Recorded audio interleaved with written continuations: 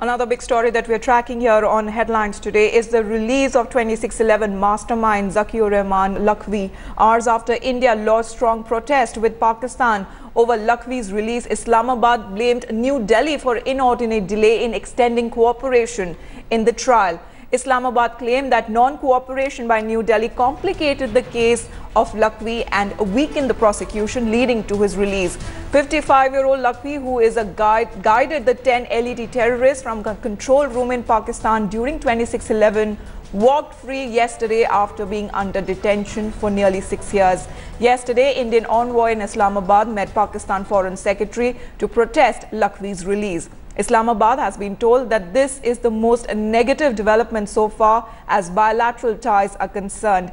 Indian Foreign Envoy told Pakistan Foreign Secretary that Lakhvi's release has reinforced the perception that Pakistan has a dual policy on dealing with terrorists. I would think that Pakistan's intention on proving that it is very clear on tackling terror is now come out clearly, that they are not very keen on establishing their credentials on fighting terror.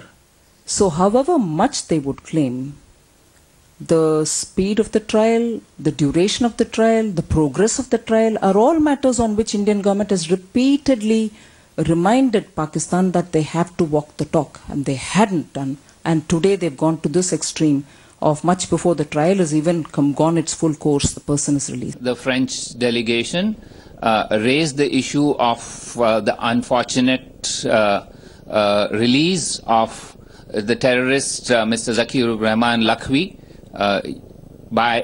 in Pakistan, and they said this was not good news for either India or for the world.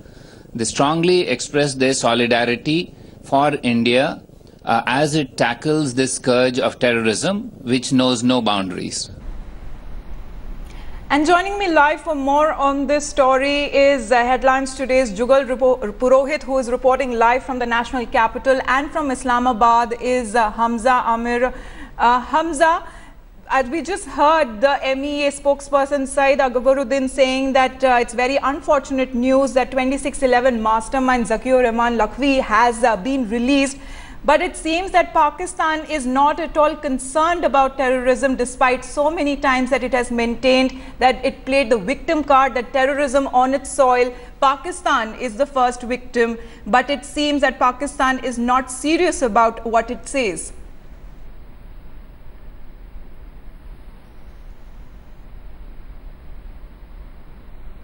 Well, Hamza, I can think you hear you me? have to understand that Pakistan and India have been actually opting to blame games other more than discussions. That is why what they always do is the same. That Pakistan has also hit back at India again for not providing enough evidence. While every time we hear every delegation that is coming to Pakistan, even the ambassadors that meet the ambassadors in Pakistan have been sending out dossiers to the Pakistani authorities. But what has been going on ground is Hafiz Mohammed Saeed, who actually was the first time suspect being tried in the courts of Pakistan, got a clean sheet with the same route, same delay tactics, same route, and he now stands as a free man in Pakistan. Same is the case with Zakir Rahman Lakhvi. He recently got a bail plea accepted by the court. The court gave him bail, and then the government started putting him behind bars on detention.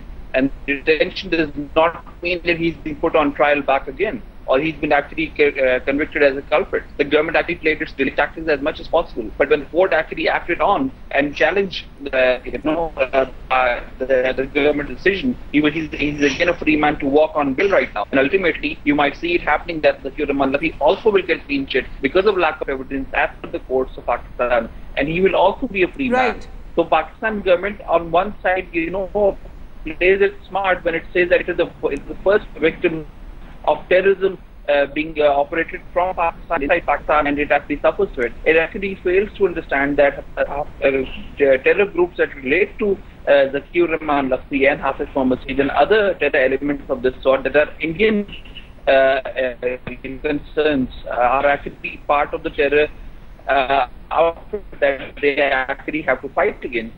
And that is where the problem lies. Pakistan continues to play the fool's game with itself, and not only with itself, but also with India on diplomatic ground, that it wants better bilateral relations. Its actions are not actually walking the talk.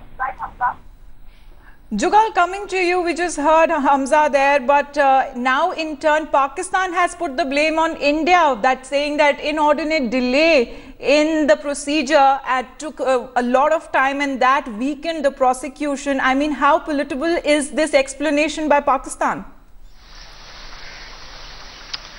Well, Amita, there are two very clear points that I could gather from my interaction with those people on the Indian government side who are dealing with this issue. The first is that how come for the last four sittings that the anti-terrorism court has had in Pakistan dealing with the Mumbai terror attack has not held any proceeding whatsoever. They've all four been adjourned since December onwards, and the reason for that is that the Pakistan government has not been able to provide to the record of the case which is in the Islamabad High Court to the anti-terrorism court in Pakistan. So much so of a bureaucratic hassle insofar as letting the courtroom proceed. The second aspect, Amita, is that while the evidence that the Indian authorities, primarily the prosecution authorities in this case, the American authorities, the FBI, this evidence has been enough to convict Ajmal Kasab. It has been enough to convict David Headley, but the same evidence when shared with Pakistani authorities and counterparts is somehow not enough to proceed against Zakir Rahman Lakhvi. How plausible is this is the question. And finally, Amita, the other point that is also being raised with some degree of skepticism is that it's fine to have Lakhvi under detention, under arrest, but realistically speaking, and there have been reportings all along, is that he is virtually a free man inside his prison, having access to telephone, having access to people, having access to laptop, internet, even conjugal visits. Right. So there is a realistic assessment which is being made, is that even if Pakistani government continues to have him under detention or under acts like the maintenance of public order and the like, how much of an effective deterrence is it for terrorism? It is obviously not, because he has all the access that he wants to. The real issue is the proceeding of the anti-terrorism court hearing the Mumbai case, and that court has not been able to move because the prosecution is unable to provide any paperwork to it. This is the real issue that the Indian administration here is concerned about, and it wants Pakistan to walk the talk and to do what is required towards getting this case ahead, because ultimately if anything has to happen, it will only happen from this case and not by detentions under maintenance of public order. Right, Jugal. Pakistan's double speak has now been exposed. Jugal Purohit and Hamza Amir, many thanks for joining us. We'll keep coming back to you for more details on this story.